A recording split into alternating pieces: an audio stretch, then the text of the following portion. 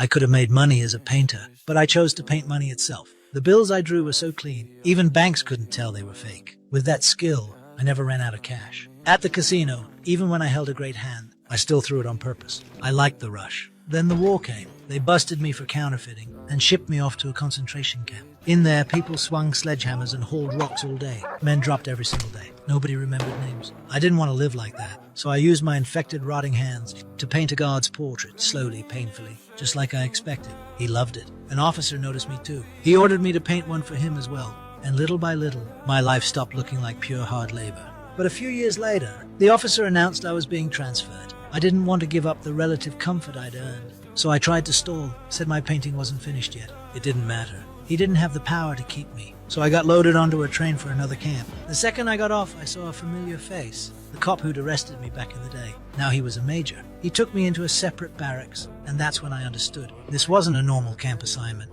It was a counterfeit factory. They wanted my hands and my head. They'd launched a secret operation to mass-produce enemy currency and wreck their economy from the inside. The place was fully equipped, machines, tools, everything. But the bills they were making looked and felt wrong. The color was off. The texture screamed fake. The officer made it simple. Either I made it work, or I died. I didn't get a vote. My first problem was the paper. Everyone was stuck, no solutions. Then I picked up a rag by accident, and an idea clicked. I had them grind the cloth down into pulp and turn it into paper. And sure enough, the feel matched the real thing. Next, I used my eye for detail to replicate every design on the note. I turned those perfect copies into printing plates. Before long, we were running off stacks and stacks of bills. The officer didn't praise it. He didn't even react. He sent an agent to the toughest bank he could find. The manager insisted on checking every note. They examined them for ages and finally said they were genuine. To push it further, the agent claimed the money was suspicious, so the bank had to forward it to the Bank of England. Their experts tested it again and again. In the end, they gave the only answer that mattered.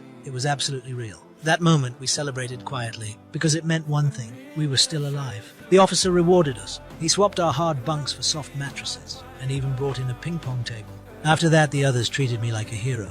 They said I'd saved everyone in that room, but one prisoner wasn't smiling. He believed what we were doing was funding the war effort, and that it would only keep the war going longer.